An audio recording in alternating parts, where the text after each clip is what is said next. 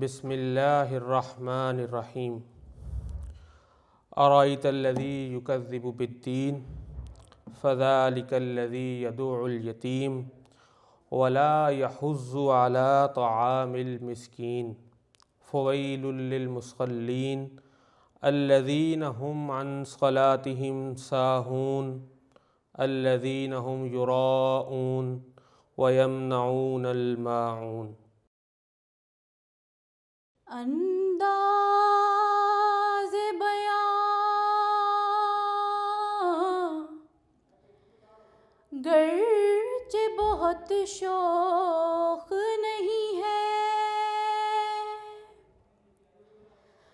انداز بیان گرچہ بہت شوق نہیں ہے،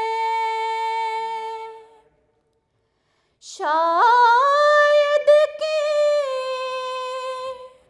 اتر جائے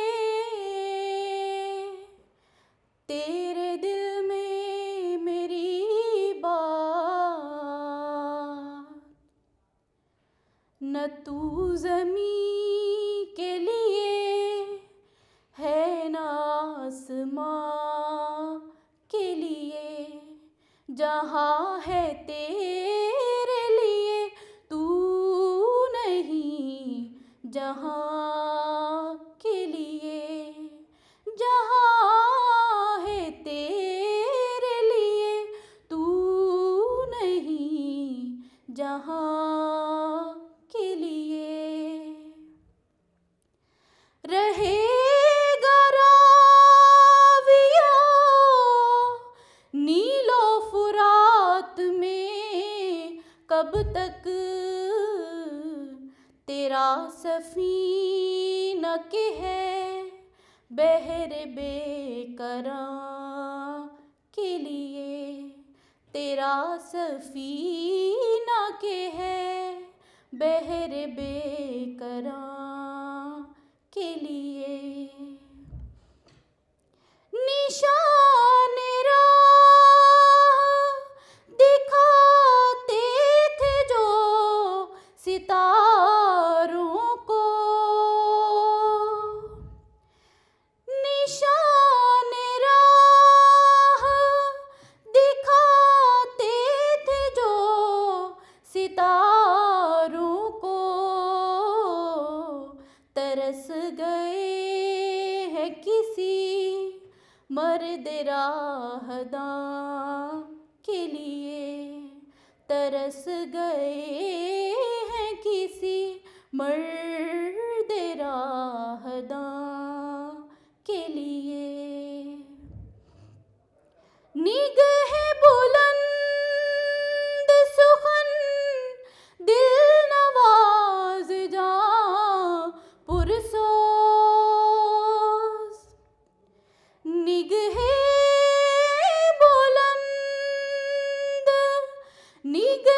بلند سخن دل نواز جاں پرسوز، یہی ہے رخت سفر میر کارواں کے لیے، یہی ہے رخت سفر میر کارواں کے لیے، یہ عقل و دل ہے شرر شعلہ محبت کے، یہ عقل و دل ہے شرر شعلہ محبت کے،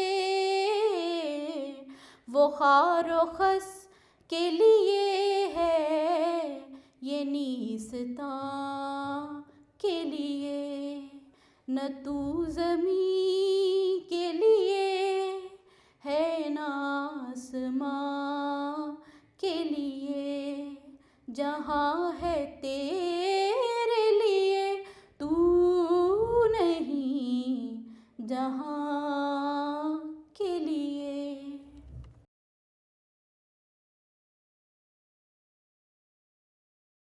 اعوذ باللہ من الشیطان الرجیم، بسم اللہ الرحمن الرحیم۔ رب اشرح لی صدری ویسر لی امری۔ میں اقبال سوسائٹی کے اربابان اختیار کا مشکور ہوں جنہوں نے اس اہم موضوع پہ آپ سے گفتگو کا موقع دیا۔ معزز نوجوانان قوم و دختران ملت، السلام علیکم ورحمۃ اللہ وبرکاتہ۔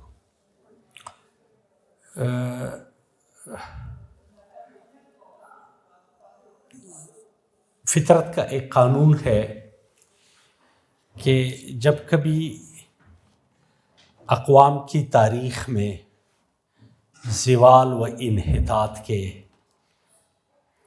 واقعات رونما ہوتے ہیں تو ان اقوام کی تقدیر کو بدلنے کے لیے پروردگار وقتاً فوقتاً مصلحین، ریفارمسٹ، عظیم، مدبر، دانشور اور ایسے شخصیات تفویض فرماتے ہیں جو نہ صرف ان اقوام کے لیے نجات دہندہ بن جاتے ہیں بلکہ تاریخ کے حافظے پہ تا ابد نقش رہتے ہیں۔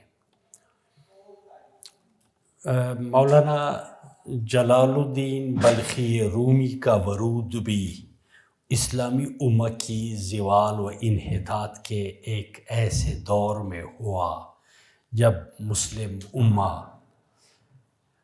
فتنہ تاتار سے دوچار، آپس میں سیاسی چپقلش اور جغرافیائی حصوں میں تقسیم در تقسیم ہوتے جا رہے تھے۔ مولانا رومی نے اپنی معرکۃ الآراء مثنوی کے ذریعے اسلامی امہ کی وہ عظیم خدمت سر انجام دی جس کی بنیاد پہ آج بھی سینکڑوں سال گزرنے کے باوجود بھی بلا تمیز شرق و غرب، رنگ، نسل و نژاد و مذہب دنیا کے چپے چپے میں فکری رومی پہ تحقیقات ہوتے آ رہے ہیں۔ مولانا جلال الدین رومی کا جنم بھومی بلخ موجودہ افغانستان کا مزار شریف کے ساتھ جو قدیم ام البلاد کے نام سے مشہور ہے، یعنی شہروں کی ماں، تو وہاں ان کی تولد ہوئی تھی۔ شمس کے ساتھ ملاقات کے بعد مادیات کی دنیا سے نکل کے معنویت میں جلوہ افروز ہوتے ہیں اور یہاں سے مائیگریٹ کر کے اس وقت کے روما جو ابھی موجودہ ترکی کا جغرافیکل کانسٹیچوئنسی ہے، وہاں پہ قونیہ میں استادا ہوئے، وہاں مدرسہ بنایا اور شمس پھر بقول بعض ایرانین ہسٹورین کہ شمس وہاں سے مولانا کے بیٹے کی رویہ کی وجہ سے قونیہ چھوڑ کے ترکی کے بارڈر سے کوئی ایرانین سائٹ پہ 70 کلومیٹر تک آئے تھے۔ یہ آذربائیجان شرقی ہے۔ اتفاق سے آج سے کوئی 15 سال پہلے ایرانیوں نے ایک انٹرنیشنل کانفرنس کی تھی، جشن تجلیل مراسم شمس تبریزی۔ اس میں ناچیز کو پیپر پڑھنے کا موقع ملا تھا اور بقول ایرانین ہسٹورین کے شمس کی وفات خوئی، ایک آذربائیجان شرقی میں ایک شہر ہے خوئی، خوئی میں وہ اسودہ خاک ہے. تو یعنی تبریز اور ترکی کے بارڈر کے درمیان یہ خوئی کا شہر ہے، جو آذری زبان بولتے ہیں. بڑے خوبصورت لوگ ہیں ان کے. تو اس نسبت سے وہ رومی کہلانے لگے. مثنوی معنوی مولوی هست قرآن در زبان پهلوی. تو فارسی مثنوی میں مولانا نے ایک عالمگیر فکری بسیط کے لوازم پہ مشتمل مثنوی ترتیب دی. گو کہ غزلیات کا دیوان مولانا کا دیوان شمس کے نام سے مشہور ہے، مگر مولانا کو بقائے دوام علمی ادبی تاریخ میں مثنوی نے بخشا. 1857 کی جنگ آزادی کے بعد، میں شاید کرونولوجیکل آرڈر پہ چلوں تو مغلیہ دور میں 1613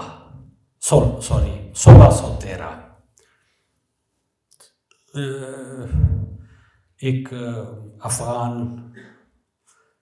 سربراہ ہے قبیلے کا، خٹک قبیلے کا سربراہ ہے شہباز خان، جو ملک اکوڑ خان کے بیٹے تھے. شہباز خان کی شاہ جہان کے دربار میں بڑی پذیرائی تھی. یہ جو قافلے بر صغیر سے سینٹرل ایشیا کی طرف جاتے تھے، تجارتی قافلے، اٹک کے راستے سے یہ موجودہ تورخم اور آگے سینٹرل ایشین کنٹریز تک جو جاتے تھے، تو اس ایریا کا ٹیکس اس خانوادے کے سپرد تھا. وہ ٹیکس کلیکشن کرتے رہے. اور مغلیہ دربار، چونکہ بابر نے بہلول لودھی کو شکست دی تھی، تو اس نسبت سے جو انتظام و انصرام تھا مختلف ایریاز کے عمائدین کے ہاتھ، مختلف سرکاری امور کی انجام دہی ان کی سپرد تھی. تو اس ایریا جو بہت کلیدی ایریا تھا، بالخصوص تجارتی حوالوں سے، یہ ملک اکوڑ خان کے بعد شہباز خان، اور اس کے بعد پھر ان کا بیٹا جو تھا خوشحال خان، جو 1613 میں پیدا ہوتے ہیں.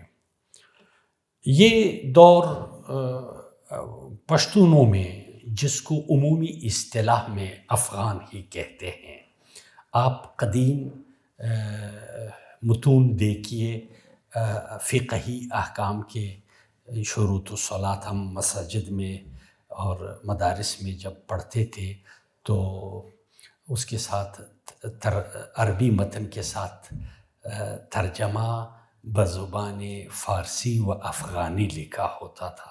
لاہور سے منشی نولکشور اور مطبع محمدی اور بمبئی سے اور دہلی سے جتنے بھی فقہی احکام پہ مشتمل بکس آتے تھے، تو ان سب پہ افغانی زبان کا اصطلاح اگر آپ دیکھیں تو افغانی سے مراد پشتو زبان ہے، اور افغان پشتو. تو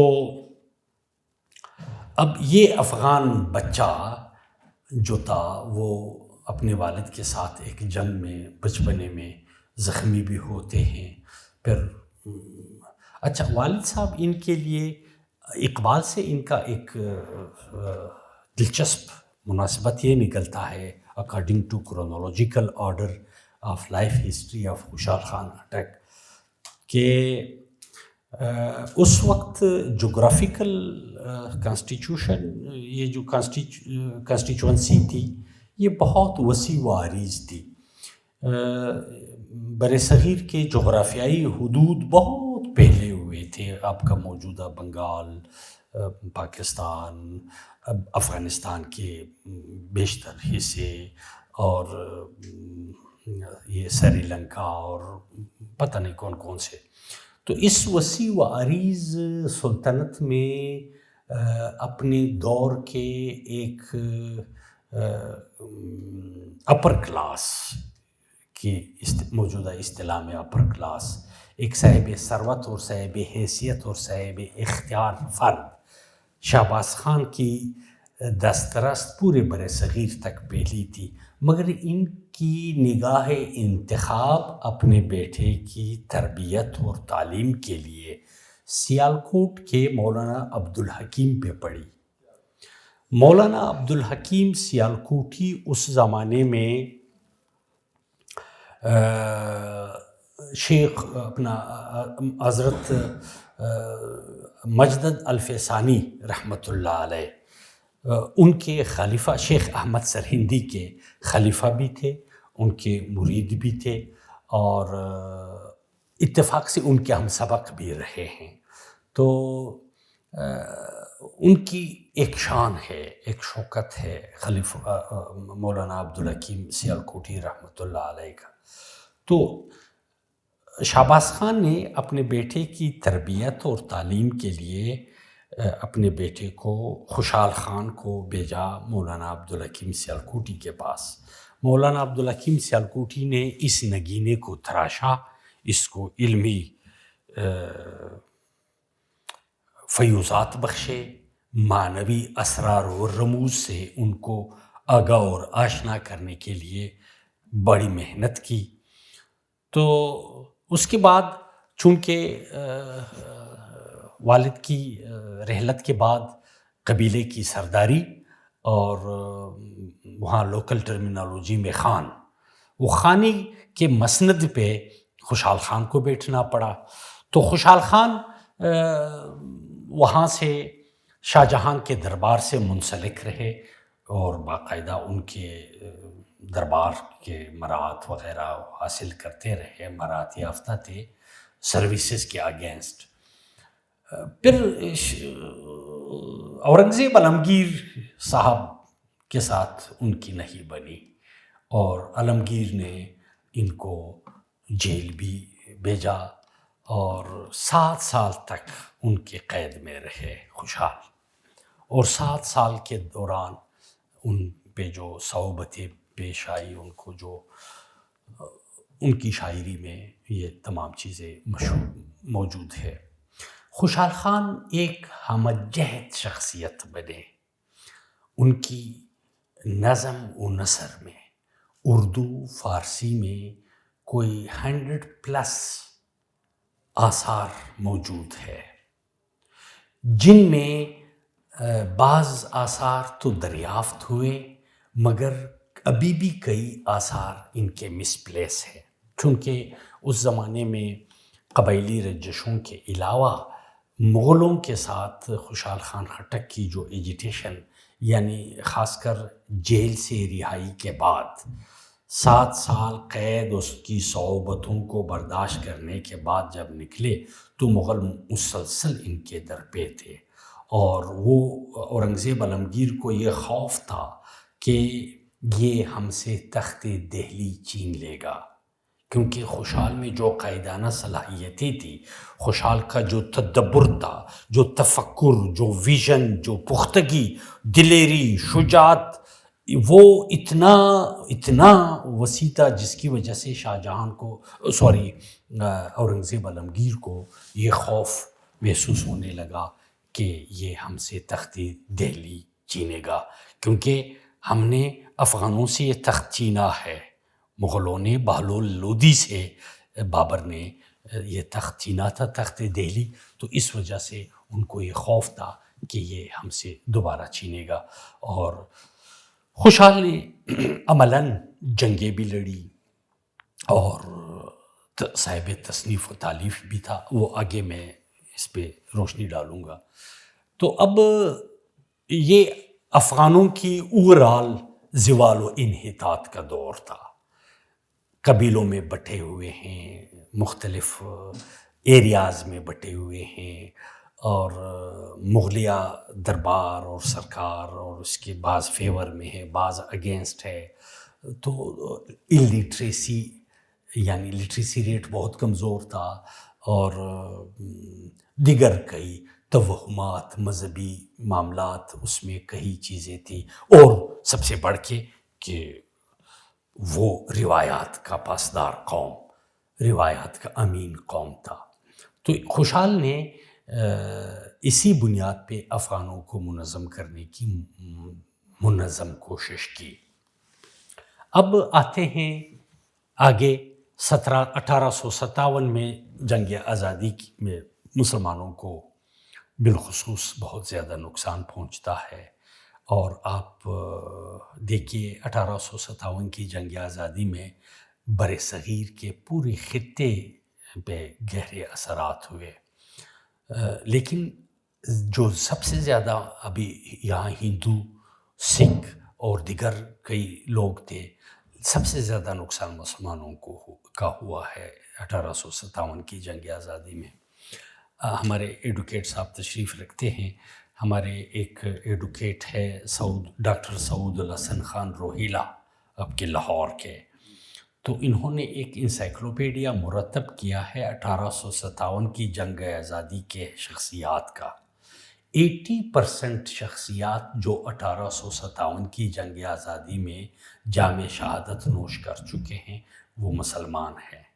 ابھی آپ یہ ریشو دیکھیے، یہ تناسب دیکھیے اعداد کا، کہ دیگر جتنے مذاہب، اقوام اور مختلف لوگ ہیں ان کا 20% ہے، اور 80% کنٹریبیوشن آزادی میں مسلمانوں نے وہ اپنے جان کا نذرانہ پیش کیا۔ گویا یہ انحطاط اور زوال کا انتہا ہے۔ اب خدا کی مہربانی دیکھ لیجئے کہ اس زمانے میں مسلم ریفارمسٹ مومنٹ کے طور پہ ایک مفکر جمال الدین افغانی اٹھتے ہیں اور بر صغیر افغانستان سے نکلتے ہیں، بر صغیر یہاں سے ایران، وہاں سے مصر اور فرانس، اور ہوتے ہوتے آتے ہیں ترکی میں سلطان عبدالحمید کے مہمان بنتے ہیں، شاہی مہمان۔ اس دوران جمال الدین افغانی نے عربی میں، فارسی میں مختلف بکس لکھے۔ العروۃ الوثقیٰ ان کا ایک بہترین جریدہ تھا جس میں مسلمانوں کی احیاء، بقا، تیوریز اور عقائد، اور اس پہ بڑی تفصیلی روشنی ڈالی ہے۔ کبھی موقع ہوا جمال الدین افغانی اور اقبال پہ انشاءاللہ آپ کو لیکچر دوں گا۔ تو آمدم برسر مطلب اس کی مختلف بکس ہے، ضیاء الخافقین ایک نیچریا، اور تتیم البیان فی تاریخ الافغان، اس طرح کے کئی بکس ہیں جمال الدین افغانی کے۔ اقبال 1857 کی جنگ آزادی کے 20 سال بعد پیدا ہوتے ہیں۔ زوال و انحطاط اور اقوام کو، آپ کو پتہ ہے نا، ہم یہ ٹھنڈ ہے، ہم کوٹ پہنے ہوئے ہیں، اور اب جولائی میں ادھر اے سی چل رہا ہوگا۔ یہ ہماری جبیلتیں ہیں کہ ہمیں موسم، ٹھنڈ اور گرمی اور سردی اور بھوک اور دکھ اور سکھ کا احساس ہمیں ہوتا ہے۔ اقوام کی تہذیبی تاریخ میں بھی اس طرح کے اتار چڑھاؤ، زوال اور انحطاط اور پستی کی انتہا میں پروردگار آپ کو دوبارہ اٹھانے کے لیے مواقع دیتا ہے۔ اب جو کام جمال الدین افغانی چھوڑ کے گئے تھے، اور جو کام آج سے سینکڑوں سال پہلے رومی چھوڑ کے گئے تھے، وہی تاج پروردگار نے حکیم الامت حضرت علامہ محمد اقبال سے لینا تھا، اور اقبال وہ بیڑا اٹھانے لگے۔ 1857 کی جنگ آزادی کے 20 سال بعد اقبال پیدا ہوتے ہیں، اور اقبال کے 20 سال ہونے تک 1897 میں جمال الدین افغانی رخصت ہوتے ہیں دنیا سے، اور اقبال ہائر سٹڈیز کے لیے یورپ چلے جاتے ہیں۔ یہاں قدیم جدید علوم، فنون، فلسفہ پڑھ کے سیکھ سیکھ کے ایک فکری ویژن میں وسعت آتی رہی. مغرب جانے کے بعد، ڈاکٹریٹ کرنے کے بعد علامہ صاحب کی فکری دنیا میں ایک انقلاب برپا ہوا. گویا شرق و غرب کے مشاہدات، مطالعات کے بعد علامہ صاحب نے ایک عام شاعر کے بجائے، خم زلف جانان کے بجائے، شب فراق اور شب وصال کی آرزومندی کے علاوہ قوم کی احیاء بقا فلاح کے لیے ایک بیڑا اٹھایا. یہ فکری وسعت اور یہ جو ٹائٹل علامہ کو ملا ہے حکیم الامت کا، یہ جس نے پہلی مرتبہ سوچا ہوگا وہ انتہائی صاحب بصیرت و ادراک شخص ہے، میں سمجھتا ہوں، جس نے سب سے پہلے یہ ٹائٹل دیا. اب تو من حیث القوم ہم ان کو حکیم الامت کہتے ہیں. اب حکیم الامت کے مطلب میں یہ جو اکثیر معجون کشتے پڑے ہیں، آپ کو کبھی اکثیر عشق دیتا ہے، کبھی معجون خودی دیتا ہے، کبھی آپ کو قوت یقین، کبھی آپ کو مایوسی سے نکالتا ہے، کبھی آپ کو توہمات سے نکالنے کی کوشش میں مصروف ہوتا ہے. یہ تمام امور علامہ نے مختلف انگریڈینٹس، یہ ریسیپی بناتے ہوئے مختلف انگریڈینٹس، ان کو کہیں غرب سے کچھ ملا، کہیں شرق سے ملا، کہیں فارسی ادب سے، کہیں عربی ادب سے، تو کبھی فلسفہ سے، کبھی طب سے، کبھی تاریخ سے، کبھی تحقیق سے، کبھی لسانیات سے. آپ یہ سوچ کے حیران ہوں گے کہ علامہ صاحب عربی کے پیپر بھی چیک کرتے رہے ہیں، فارسی میں شاعری کرتے رہے، انگلش میں ہائر سٹڈیز، اور پرشیا پہ ڈاکٹریٹ کا مقالہ، development of metaphysics in Persia. تو یہ انگریڈینٹس کلیکٹ کرتے رہے. ایک بیمار امہ کی صحتیابی ان کا مقصود تھا. کہیں سے پٹی لا رہا ہے، کہیں سے مرہم لا رہا ہے، کہیں سے ایوڈین کہیں سے ملے. اسی لیے تو کہتے ہیں کہ نغمہ کھوجا ومن کھوجا، سازو سخن بہانیست، سوئی قطار می کشم ناقیب زمام را. شاعری کہاں ہے او بابا؟ میں اور شاعری نہ، میں تو ملت کی آوارہ اونٹنی قطار کی طرف لانے کی کوشش کر رہا ہوں. ان کوششوں کے دوران ان اکثیر، ان ریسیپی کو بنانے میں کبھی رومی سے ایک چمچ لیتے ہیں، کہیں نیٹشے کو، کہیں آپ حافظ سے، کہیں خیام سے، کہیں ثنائی غزنوی سے. اسی سلسلے میں خوشحال پہ نگاہ پڑتی ہے. خوشحال خان خٹک سے علامہ کی شناسائی کے بارے میں دقیق حوالہ تاحال موجود نہیں ہے کہ سب سے پہلے اقبال نے خوشحال کو کہاں پڑھا، سب سے پہلے. لیکن جو شواہد ہے اس کے مطابق یہ اندازہ ہوتا ہے کہ یورپ جانے سے پہلے اقبال نے خوشحال کو پڑھا تھا، نام سے شناسائی ہوئی تھی. 1863 میں ایک مستشرق ہے، مشہور و معروف، برٹش آرمی کے میجر کے رینک کے بندے تھے، جارج ہنری راورٹی. بلکہ تھوڑا سا اس کا پس منظر یہ ہے کہ جب ایسٹ انڈیا کمپنی یہاں کسی آفیسر کو پوسٹ کرتے کی پوسٹ پہ، تو ان کے لیے لازم تھا کہ ان کو فارسی آنی چاہیے، چونکہ یہاں کی سرکاری زبان فارسی تھی برصغیر میں مغلیہ دور کے.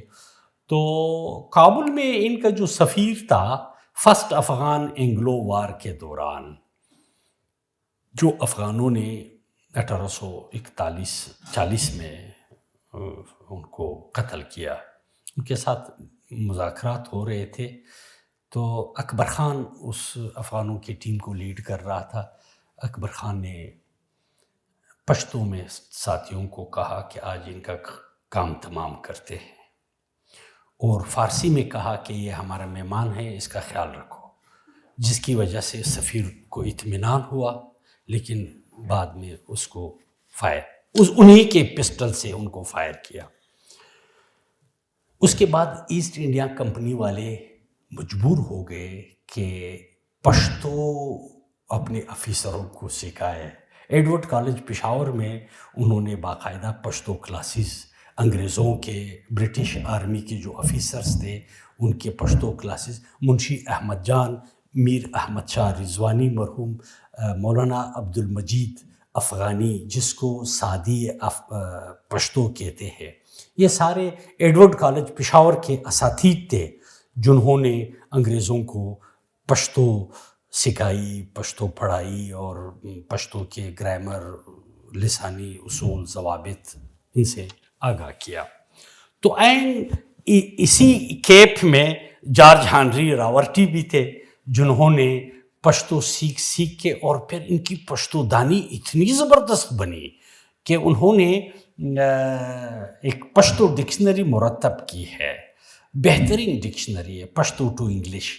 تو اس کے ٹائٹل پہ خوشحال خان خٹک کے بڑے بیٹے عبد القادر خان خٹک کا ایک پشتو شعر ہے جو راورٹی کے ذوق انتخاب کا دلیل ہے۔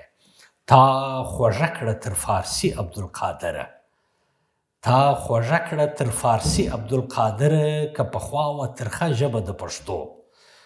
عبد القادر تو نے پشتو میں کتنی چاشنی بری، اگرچہ اس سے پہلے یعنی تو نے فارسی سے بھی زیادہ شیرین تر بنایا پشتو کو، اگرچہ پہلے پشتو کو لوگ تلخ زبان کی حیثیت نگاہ سے دیکھتے تھے، تو نے کتنا مٹھاس بھر دیا ہے۔ عبد القادر خان خوشحال کا بیٹا ہے، یہ اس کا شعر ہے۔ اب راورٹی نے اپنی ڈکشنری کے ماتے پہ یہ شعر کندہ کیا ہے۔ تو راورٹی کے بڑے اہم نوٹس ہیں، notes on Afghanistan and Balochistan, یہ بڑا اہم کام ہے۔ بلوچستان آرکائیو ڈپارٹمنٹ میں اس کا مسودہ پڑا تھا، مینوسکرپٹ، وہاں اس وقت ہمارے سیکرٹری آرکائیو تھے عزیز لونی صاحب۔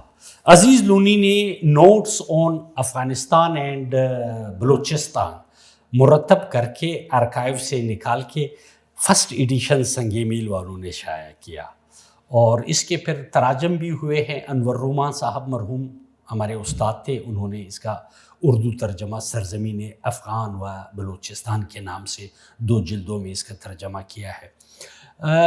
راورٹی نے بخارا اور خیوا کا سفر نامہ بھی لکھا ہے۔ راورٹی نے مختلف بکس لکھے ہیں، فارسی میں بھی اور پشتو میں زیادہ کام ہے اس کا۔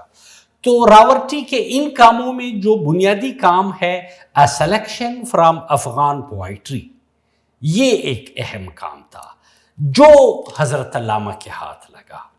علامہ نے دیکھا راورٹی نے دیگر شعراء کے ساتھ ساتھ خوشحال کے 100 غزلیات کا انگریزی میں ترجمہ بھی کیا تھا۔ پہلے ان کی لائف اور سروسز پہ نوٹ ہے، اس کے بعد خوشحال کا کلام ہے سلیکٹیو، کیونکہ نام ہی سلیکشن فرام افغان، جو منتخب کہتے ہیں ہم، گلچین، سنٹرل ایشین ٹرمینالوجی میں اس کو گلچین کہتے ہیں، پشتو میں اس کو غورچان، اگر آپ میں کوئی پشتو سپیکنگ بیٹھے ہو یا سن رہے ہو تو اس کو گلچین، غورچان سلیکٹیو جو ہے۔ تو راورٹی کے اس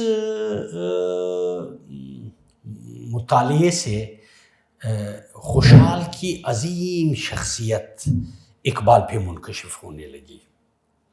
میں نہیں سمجھتا ہوں کہ علامہ کو یہ پتہ ہوا ہوگا کہ خوشحال کے استاد کا تعلق سیالکوٹ سے تھا، کیونکہ ہمارے پاس داخلی کوئی شہادت نہیں ہے، خارجی بھی کوئی ایتھینٹک سورس نہیں ہے جس کی وجہ سے ہم یہ کلیم کر سکے. حالانکہ ابھی پچھلے دنوں میں گیا تھا، بلکہ پچھلے سال بھی گیا تھا، پرسوں بھی گیا تھا، سیالکوٹ یونیورسٹی میں ایک کانفرنس تھی. وہاں مولانا عبدالحکیم سیالکوٹی کے ایک مینوسکرپٹ پہ رسالہ خاقانیہ، اس پہ ایک اسکالر کو پی ایچ ڈی کی ڈگری دی، سیالکوٹ یونیورسٹی نے دی تھی. رسالہ خاقانیہ کی تدوین اور تحقیق پہ بڑا اہم کام ہے. میں مشکور ہوں سیالکوٹ یونیورسٹی والوں کا جنہوں نے مجھے وہ پریزنٹ کیا وہ ریسرچ ورک، کیونکہ میرا دلچسپی ہے، میرا ڈومین ہے، شوق ہے.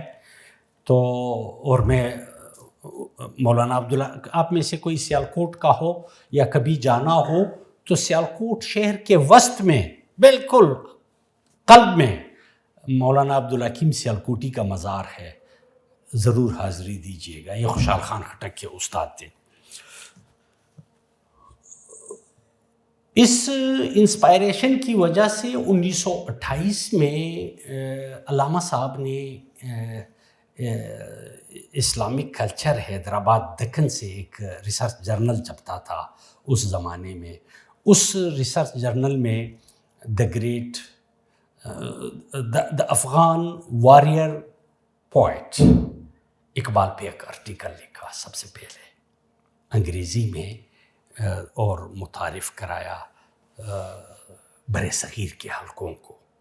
اگرچہ پشتون حلقوں میں اس سے پہلے خوشحال کی ایک دوم ہے ابھی تک الحمدللہ. خوشحال ایک یکتا روزگار شخصیت ہے پشتو لٹریچر میں، جس کا بدیل یعنی ہم ابھی تک پروڈیوس نہیں کر پائے، بی سی ارگوئی کی وجہ سے، متنوع اصناف سخن کی وجہ سے، اور ان کی ویژن، بصیرت اور صلاحیت کی بنیاد پہ.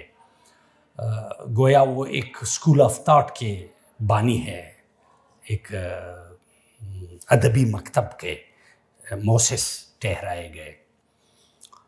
تو برصغیر کے حلقوں نان پشتونز کو اور اورینٹلسٹ کو مزید اسی اورینٹلسٹ کی بنیاد پہ کچھ نئے کام انہوں نے دریافت کرنے کی کوشش کی. اس سلسلے میں ایک اور اس سے پہلے یعنی یورپ جانے سے پہلے اگر ہم دیکھیں تو 1919 میں یہاں پہ لاہور کینٹ میں یہ میامیر چھاؤنی میں برطانوی فوج کا ایک دستہ متعین تھا. اس میں ایک شخصیت تھے سجید گل، رسالدار سجید گل خٹک. بعض لوگ اس کو خٹک ڈکلیئر قرار دیتے ہیں، مگر بعض لوگ کہتے ہیں کہ نہیں، یہ سادات کنڑ میں سے تھے اور سید جمال الدین افغانی کے خانوادے سے تھے. یہ تحقیق طلب ہے، خدا کرے کوئی مستند تاریخ پروڈیوس کر سکے. میر عبدالصمد نے سب سے پہلے، اچھا یہ ایک چیز میں یہاں ایکنالج کرنا بہت ضروری سمجھتا ہوں کہ خوشحال اور اقبال پہ سب سے پہلے جو مربوط کام کیا گیا ہے وہ میر عبدالصمد نے کیا ہے. میر عبدالصمد بہترین رائٹر تھے، پشاور کے تھے، کوہاٹ سے بھی ایک رسالہ نکالتے تھے اور مختلف جرائد سے منسلک رہے، صحافی بھی تھے، رائٹر بھی تھے. انہوں نے اقبال اور خوشحال پہ سب سے پہلے کتاب 1960 میں شائع کیا ہے، اور پھر اس کا سیکنڈ ایڈیشن 72 میں آیا غالباً. تو اس میں انہوں نے کچھ مزید اضافے کیے. مگر اب میں سمجھتا ہوں کہ خوشحال اور اقبال ایک مستقل موضوع بنتا جا رہا ہے، جس کی بنیاد پہ ڈاکٹر ظہور آوان صاحب نے پشاور یونیورسٹی سے اس پہ پی ایچ ڈی کیا ہے. ڈاکٹر غزن خٹک نے تہران یونیورسٹی سے خوشحال و اقبال پہ پی ایچ ڈی کیا ہے، اور ساتھ ڈاکٹر علی کمیل قزلباش صاحب نے اقبال اور خوشحال پہ تہران یونیورسٹی سے پی ایچ ڈی کیا ہے. یہ اتنا وسیع و عریض اور بسیط کام ہے جس کا احاطہ کرنے کے لیے سندی تحقیق، لیکن سب سے پہلا کریڈٹ جو جاتا ہے وہ میر عبدالصمد صاحب کو، مرحوم کو جاتا ہے جنہوں نے اچھا میر عبدالصمد بھی کوہاٹ سے تھے اور رسالدار سجید گل بھی کوہاٹ سے تھے، تو اس نسبت سے میر عبدالصمد نے سجید گل کے بعینہ ہی محافل کا حوالہ بھی دیا ہے اپنی کتاب میں کہ میں نے سجید گل سے اقبال کے بارے میں یہ سنا، میں نے سجید گل سے اقبال کے مکتوبات کے بارے میں یہ سنا، بڑے ڈیٹیل ہے اس کتاب میں، کبھی آپ کو ملے تو ضرور پڑھیے گا۔ خوشحال ایک المیہ ہے ہمارا، خاص کر یہ موجودہ سوشل میڈیا کے لوگوں کا علمی سویہ تو ایک طرح کا نہیں ہے، مختلف الخیال لوگ ہیں، کچھ عجیب و غریب مخاصمتانہ عزائم کے لوگ بھی ہیں، کوئی متنازع بنانے کی کوشش میں مصروف ہے۔ علمی دنیا میں مخاصمت کی گنجائش نہیں ہے، سیاست کے لگائے ہوئے زخم تو ادب کے مرہم سے رفو ہوتے ہیں، اہل ادب تو آپ کو آپ کے چہرے پہ مسکراہٹ دیکھنا چاہتے ہیں، نہ کہ آپ کے سینے پہ زخم لگائے، بالکل نہیں، آپ کے سینے میں محبت کی دیے جلاتے ہیں اہل ادب۔ تو اقبال کا یہ وتیرہ ہے، جہاں سے جس اسکالر سے کچھ بھی لیتا ہے اس کا حوالہ دیتا ہے، ماخوذ از خوشحال خان خٹک، باقاعدہ حوالے موجود ہے۔ اب اس کو یہ گردانہ بعض حلقے یہ پتہ نہیں عجیب و غریب طرح سے یہ چی دلاور اس دوز چراغ بکف داری، یہ چور کتنا نڈر ہے کہ چراغ لے کے چوری کر رہا ہے، اتنے بے شرمانہ الزامات کہ یہ اقبال نے چوری کیا ہے خوشحال خان خٹک سے، نہیں، ایسی بات نہیں ہے۔ اقبال دیانتداری کے ساتھ اس کے حوالے دیتے ہیں، ترجمہ از خوشحال خان خٹک، باقاعدہ ترجمے کا لفظ۔ آپ یہ تو پھر علمی بددیانتی ہے کہ آپ اقبال اور خوشحال کو کوٹ کرتے ہوئے آپ اقبال کے بال جبریل میں ترجمہ لکھا ہوا ہے، آپ ترجمے کو حذف کر کے اور کلام دے دیتے ہیں کہ آپ یہ خوشحال سے لیا ہے۔ وہ بیچارہ اقبال تو بتا رہا ہے کہ میں نے خوشحال کا ترجمہ کیا ہے، وہ تو اعلان کر رہا ہے کہ یہ خوشحال کا ترجمہ ہے، اور آپ اس کو حذف کر کے اپنے کچھ مخصوص عزائم کے لیے۔ اچھا 1928 میں میں دوبارہ سجید گل پہ آتا ہوں۔ سجید گل میاں میر چاونی میں رسالدار تھے، تو جب لاہور پوسٹنگ سے پہلے ان کا یونٹ تھا افریقہ میں، برطانوی فوج کا حصہ تھا۔ افریقہ میں سجید گل نے اقبال کے کلام کے چرچے سنے تھے اور ان کی یہ آرزو تھی کہ میں اقبال سے ملوں۔ لاہور پوسٹنگ کے بعد ان کی یہ آرزو پوری ہوئی اور انہوں نے لکھا ہے کہ میں ایک اتوار کے دن اپنے ایک اور دوست کے ساتھ گیا اور اقبال سے، جب انارکلی کے گھر میں رہتے تھے، تو اقبال سے تعارف کے بعد انہوں نے بڑے خوش ہوئے کہ ایک پٹھان فوجی افیسر آیا ہے، ایک افغان فوجی ہے، تو ان کے ساتھ گفتگو۔ اچھا سجید گل خود بھی صاحب مطالعہ تھے، شعری ذوق رکھتے تھے، ہسٹری پہ نظر تھی، افغان ہسٹری پہ ان کی بہت زبردست گرفت تھی، تو لامحالہ خوشحال کے ساتھ گفتگو میں اقبال کے ساتھ اقبال کے بارے میں، خوشحال کے بارے میں ضرور گفتگو کی ہوگی۔ حضور والا منتظمین اگر کوئی ہے مجھے بتاتے جائیے کہ میرے پاس ٹائم کتنا ہے، مختصر کروں یا یہ تو 10 گھنٹے بھی اس کے لیے ناکافی ہے؟ اوکے، 8 بجے تک سوال جواب کے ساتھ، یا 10 منٹ میں تو اکتفا نہیں ہوگا، اتنے لوگ بیٹھے ہیں، اس کو زیادہ سے زیادہ سوال کرنے دو۔ میں تو اپنے سٹائل سے چلوں گا، مگر سوالات میں کئی نئی چیزیں آتے ہیں، سوالات زیادہ ہونے چاہیے۔ بھائی ہم تو فقیر لوگ ہیں، درویش ہیں، ہم ان سے سیکھیں گے، جو ہم نے پڑھا ہے ہم ان کو بتائیں گے۔ اور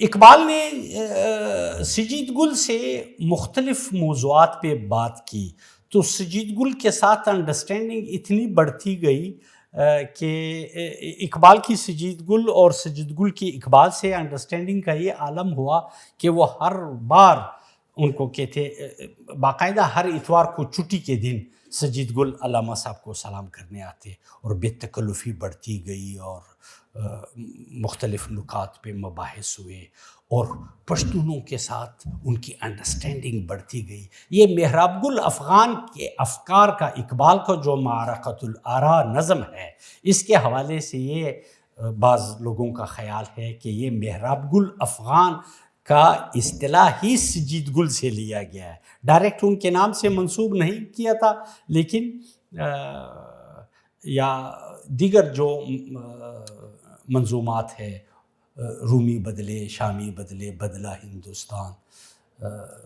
اپنی خودی پہچان او غافل افغان اس طرح کے مختلف چیزیں کہ ان کو اٹھانے کے لیے اقبال نے منظومات جو لکھے بنیادی فکری منابع سجید گل سے لیتے رہے.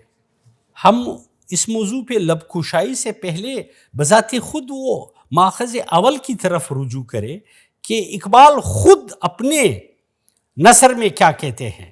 نظم میں تو اقبال نے خوشحال کو بڑا ٹریبیوٹ پیش کیا ہے اور جا بجا حضرت خوشحال خان خٹک کے آگے سر تسلیم خم اور بتاتے ہیں کہ آن حکیم ملت افاغنان. اس کو حکیم ملت افاغنہ کہتے ہیں. تو یہ بحث تو بہت طویل ہے لیکن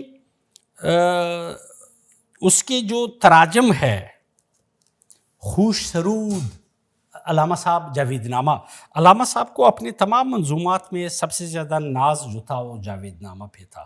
جاوید نامہ پہ اقبال کو خوشحال کو ٹریبیوٹ پیش کرتے ہیں. خوش سرود آن شاعر افغان شناس آنچه بیند باز گوید بے ہراس. آن حکیم ملت افغانیان آن طبیب علت افغانیان. راز قوم دید و بے باکانه گفت حرف حق با شوخی رندانه گفت. یہ اقبال کا ٹریبیوٹ ہے جو انہوں نے فارسی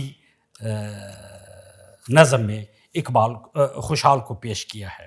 اب اس مقالے میں علامہ صاحب کے بارے میں خوشحال کے بارے میں علامہ صاحب فرماتے ہیں کہ افغان نسل کی اتحاد کی تحریک ہمارے آنکھوں کے سامنے ابھی تک جاری و ساری ہے جو وسط ایشیا میں. یہ میں اس کا اردو ترجمہ میر عبدالصمد نے جو کیا ہے وہ آپ کو پیش کر رہا ہوں. انگلش ورژن آپ دیکھنا چاہے تو اقبال اکیڈمی پاکستان کے سائٹ پہ بھی موجود ہے اور تمام اور کمال کی بات یہ ہے کہ اس میں علامہ صاحب نے خوشحال کے ان منتخبات میں سے بھی منتخبات نکالے ہیں اور پشتو ورژن کے ساتھ اس میں شامل کیے ہیں. ہندوستان میں بہلول لودھی اور شیرشاہ سوری کے سرحد کے قبائل میں خٹک شاعر خوشحال خان خٹک اور پیر روشان، افغانستان کے مرحوم عبد الرحمن خان اور ان کے پوتے امیر امان اللہ خان اس دلچسپ ترین تحریک تاریخ میں ممتاز شخصیتوں کی حیثیت رکھتے ہیں. اچھا، اب وہ دن دور نہیں جب کوئی افغان مورخ اپنی نسل کے اتحاد کی داستان ہمیں بالکل اسی طرح سنائے گا جس طرح بولٹن کنگ نے اٹلی کے اتحاد کی داستان سنائی تھی. آگے علامہ صاحب لکھتے ہیں کہ میں اسلامک کلچر کے قارئین کے سامنے خوشحال خان کی شاعری کے چند نمونے پیش کرتا ہوں جس کی قدر و قیمت اور اہمیت سے ابھی تک افغانوں کو آشنا ہونا ہے. خوشحال خان خٹک 1613 میں پیدا ہوا اور 27 سال کی عمر میں اپنے قبیلے کا سردار بنا.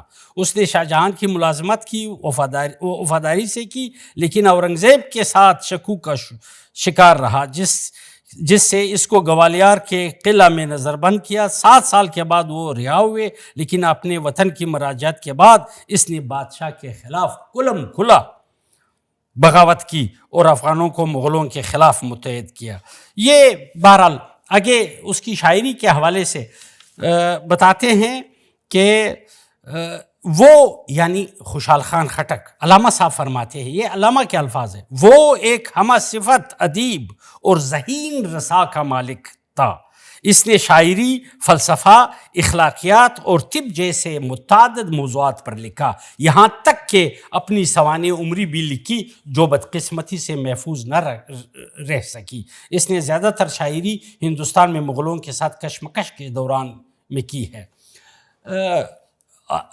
اب آگے اقبال کیا ٹریبیوٹ خوشحال کو پیش کرتے ہیں. خوشحال خان کی شاعری میں ابتدائی عرب کی شاعری کی روح کا کارفرما نظر آتی ہے. جب ہم اس کی شاعری کا مطالعہ کرتے ہیں تو اس میں بیان کی سادگی اور حق گوئی واضح شکل میں دیکھتے ہیں. اس میں عرب شاعری کی طرح آزادی اور جنگ سے محبت کا اظہار ملتا ہے، اور زندگی کے بارے میں نقطۂ نظر اور تنقید کا رنگ ڈنگ بھی ویسا ہی نظر آتا ہے. مجھے امید ہے علامہ صاحب 100 سال پہلے ایک تمنا کا اظہار کرتے ہیں کہ مجھے امید ہے کہ افغانستان کے وزیر تعلیم کسی افغان محقق کو اس بات پر مامور کریں گے جو پشتو زبان کے اس عظیم مجاہد شاعر کا تنقیدی مطالعہ کرے اور اس کے علمی و ادبی کارناموں کا ایک مکمل ایڈیشن تیار کرے جس میں ضروری تاریخی نوٹ اور حوالہ جات بھی شامل ہو. یہ کام جدید افغانستان کا پہلا ادبی کارنامہ ہوگا. یہ اس بصیرت افروز مقالے میں علامہ نے خوشحال کے جن جہتوں کا ذکر کیا ہے. اب آپ یہ سوچئے کہ علامہ صاحب سجید گل ایک دن ان سے ملاقات میں پوچھتے ہیں کہ آپ کی شاعری بہت عمیق ہے، آپ تو ایک نظم کتنی خواری سے لکھتے ہوں گے. اقبال ان کو کہتے ہیں کہ نہیں، مجھ پہ ورود ہوتی ہے اور اس وقت اس تواتر کے ساتھ یہ ورود کا سلسلہ جاری رہتا ہے کہ میری یہ آرزو ہوتی کہ کاش کوئی اسٹینوگرافر ہو جو میری یہ کلام کو لمحہ بلمحہ وہ میں بولتا جاؤں اور وہ لکھتا جائے.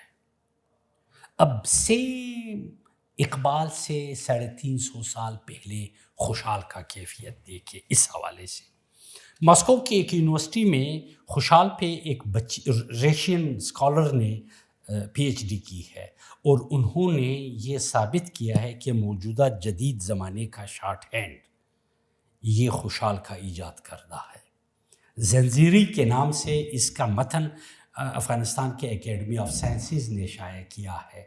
اس میں انہوں نے کلیم کیا ہے کہ خوشحال جنگ، بزم اور رزم کے دوران جب کبھی آمد ہوتی شعر کی تو وہ اختصار نویسی کے ساتھ، کیونکہ ادھر تلوار چلا رہا ہے ادھر شعر کی آمد ہو رہی ہے، اختصار کے ساتھ پوائنٹس لے کے جب فرصت ملتی ادھر مرکہ ہو رہا ہے، جرگہ ہو رہا ہے، ادھر کسی کا تصفیہ ہو رہا ہے، ادھر شعر کی پری کا تو اس کے تو انداز ہی نرالے ہے، آمد کا پتہ نہیں چلتا ہے، ورود کس لمحے ہو، وہ اختصار نویسی کے ساتھ نوٹ فرماتے اور جب فرصت ملتی تو پھر لکھتے. تو اس اسکالر نے یہ ثابت کیا ہے کہ شارٹ ہینڈ خوشحال خان خٹک کا ایجاد کردہ ہے.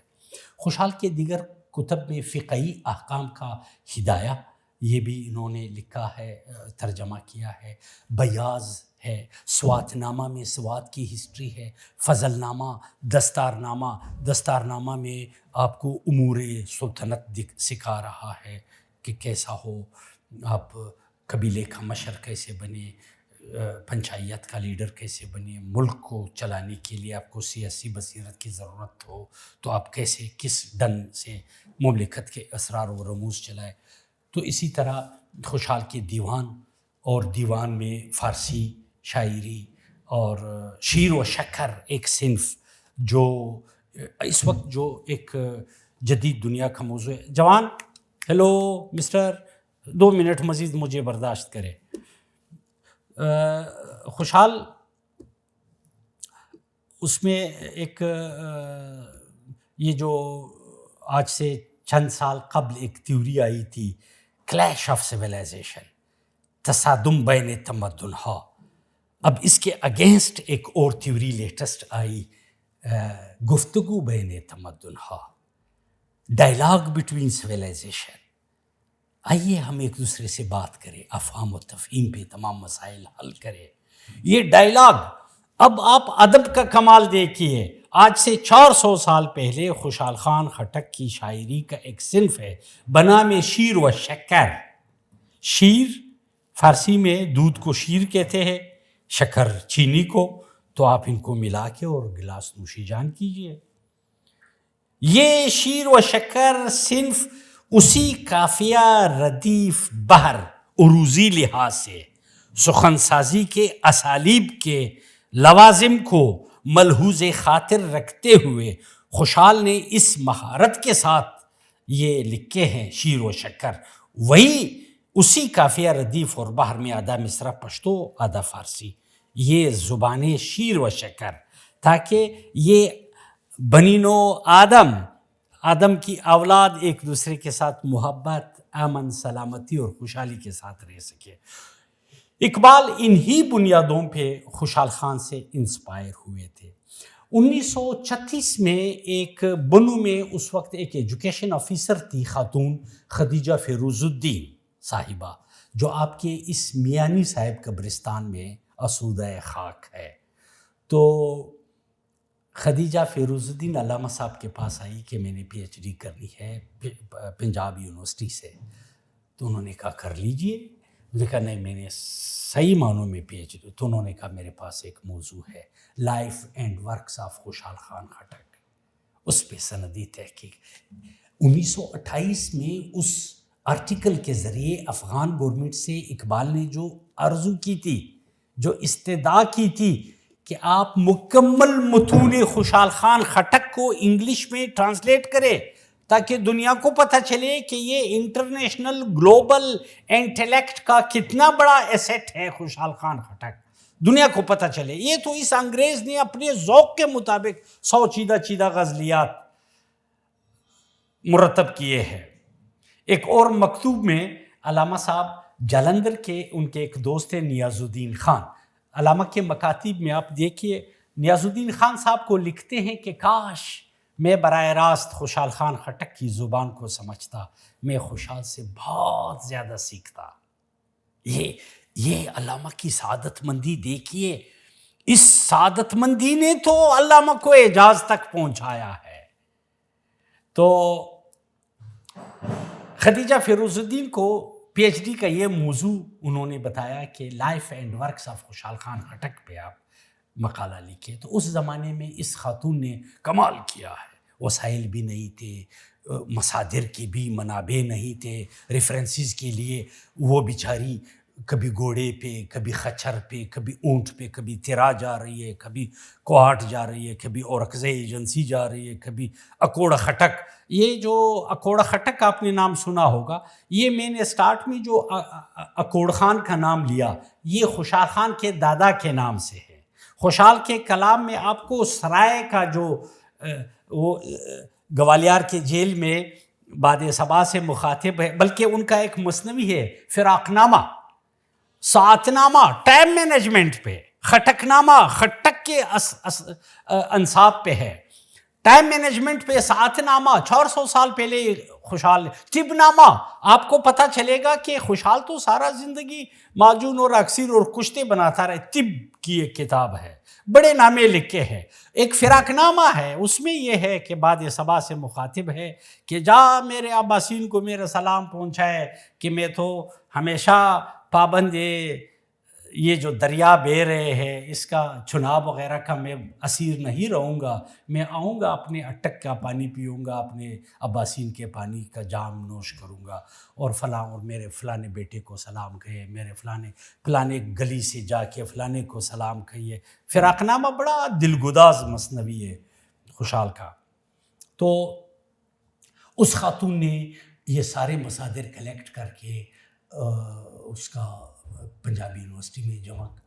لیکن افسوس کہ ان کی کام اور ریسرچ کمپلیشن سے پہلے علامہ صاحب رحلت فرما گئے، اور پھر پنجاب یونیورسٹی نے خدیجہ فیروز الدین کو ڈاکٹر آف فلاسفی کے بجائے ان کو doctor of literature D Litt کی ڈگری عطا کی.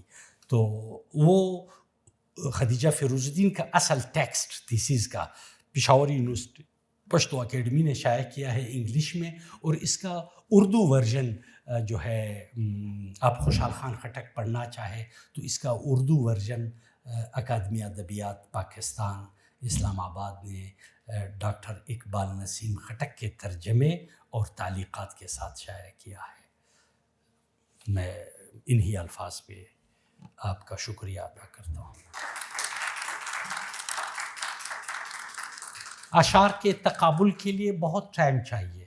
وہ جو 100 غزلیات تھے میں نے ادھر قلم زد کیے تھے کہ اس شعر میں خوشحال یہ فرماتے ہیں، اس کے انسپائریشن میں اقبال کا یہ شعر ہے، تو کمپیریٹیولی ان کے موضوعات بھی بڑے مشترک ہیں۔ ہمت، مردانگی، ولولہ، جوش، یہ تمام چیزیں خوشحال میں ہیں اور یہ تمام چیزیں اقبال میں ہیں۔ اور اقبال کا ایک پلس پوائنٹ پھر یہ ہے کہ وہ جہانگیری میں خوشحال سے زیادہ اسفار جہان کر چکا ہے۔ خوشحال کو اتنے مواقع ملتے کہ وہ دنیا میں سیاحت کرتے، قرآن کریم کے اس آیہ کے مصداق وسیر فی الارض، آپ سیاحت کرو۔ سیاحت میں تو بڑی چیزیں آتے ہیں۔ اقبال کو یہ انسپائریشن، یعنی شاعر مشرق تو تب کہلائے جنہوں نے مغرب کی ترقی کو دیکھے مشرق کو اٹھانے کی کوشش کی۔ پس چھ باید کرد اے اقوام شرق، اے مشرق کے اقوام، اب ہمیں کیا کرنا چاہیے؟ 100 سال پہلے آپ کو نسخہ لکھ کے دیا ہے، کاش کوئی اہل بصیرت ہو جو اب اس سے استفادہ کرے۔ 100 سال بعد از خرابی بیسیار، آج بھی اگر ہم فکر اقبال سے استفادہ کریں تو ہمارے کئی مسئلے حل ہو سکتے ہیں۔ جی کوئی سوال؟ بہترین ہو جائے گا۔ خوشحال نے ایک بازنامہ بھی لکھا ہے، باز کے افزائش نسل۔ آپ کو پتہ چلے گا کہ خوشحال تو سارا عمر شکار کھیلتا رہا ہے۔ بازنامہ کا ابھی انگلش ورژن بھی شائع ہوا ہے، انگلش ٹرانسلیشن سمیع الرحمن صاحب ہے، ایک اسلام آباد کے اسکالر ہے، آرٹ پیپر پہ کمال کیا ہے اس نے۔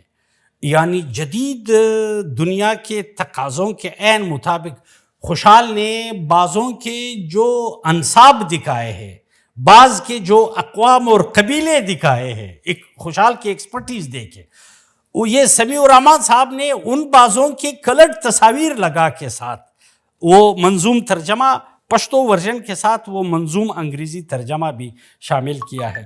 تو خوشحال گو کہ دنیا کی اقوام میں بعض کا کنسیپٹ بہت پہلے سے ہے۔ بعض عموماً لوگ یہ کہتے ہیں کہ خوشحال کے شاہین سے اقبال نے بعض کا بچا ہے، اس میں کوئی مسئلہ نہیں ہے، لیکن خوشحال سے بھی 600 سال پہلے ہم بغداد میں بلکہ دمشق میں جدید عربی شاعری کے بانی تھے ابو لالا ماری، جنہوں نے اقبال نے ان کے بھی تراجم کیے ہیں۔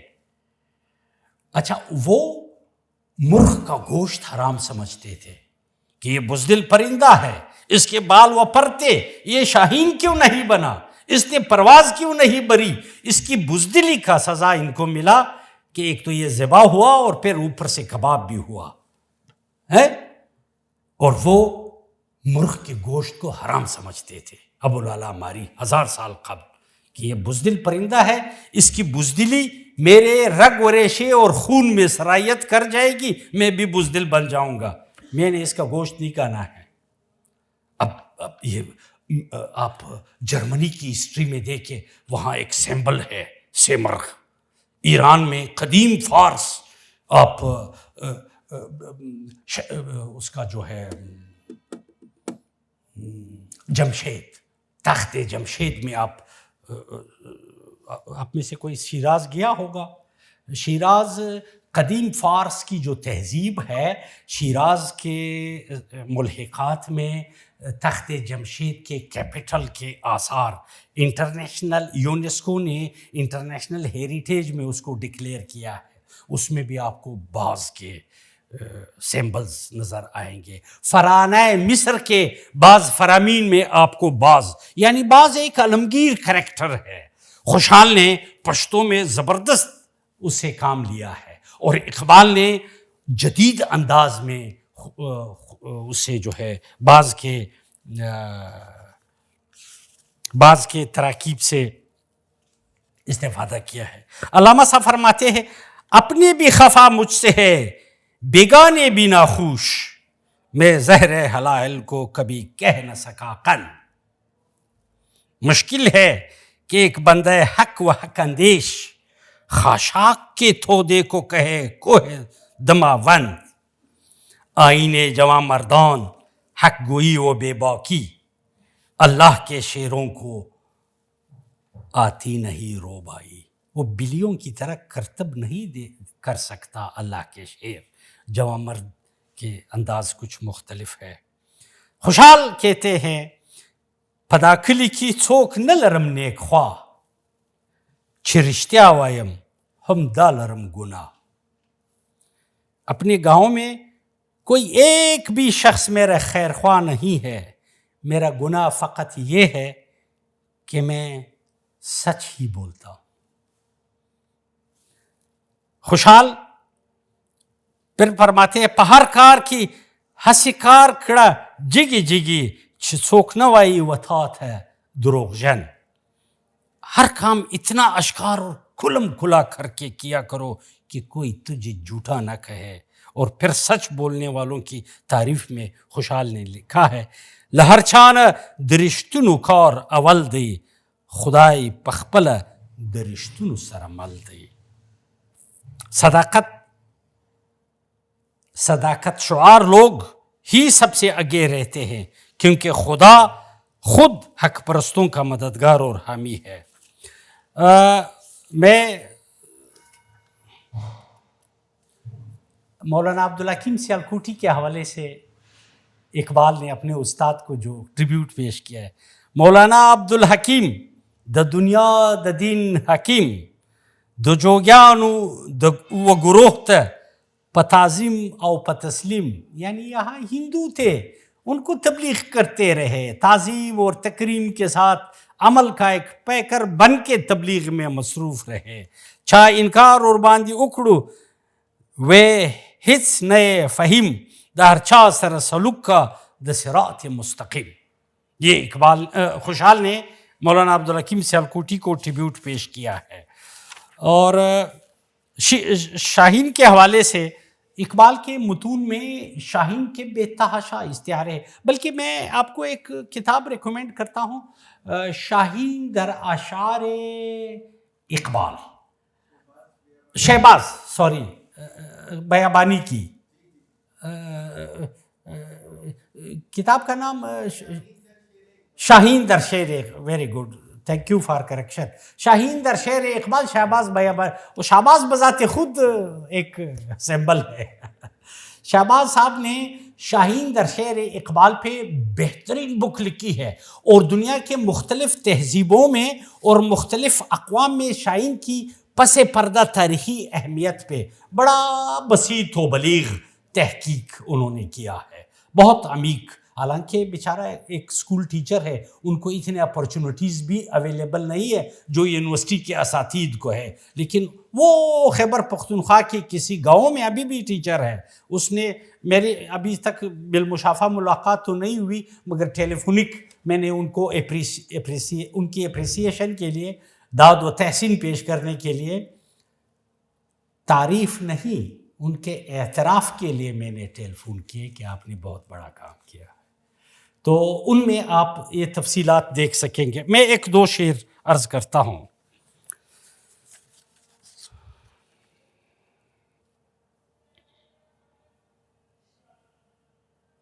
باز چشوی شبازدار ورلربویه، جگی جگی په هر کسی مسپاری، باز چشکار کوي گناه نوی، دا گناه د باز، دا گناه د بازدار د بدکاری۔ اچھے باز کے لیے اچھے بازدار کی ضرورت ہے، اسے ہر کس و ناکس کے ہاتھ سپرد نہیں کرنا، چاہے بازگر اپنے شکار کا نشانہ خطا کر دے تو یہ باز کا قصور نہیں، اس کے بازدار کا قصور ہے۔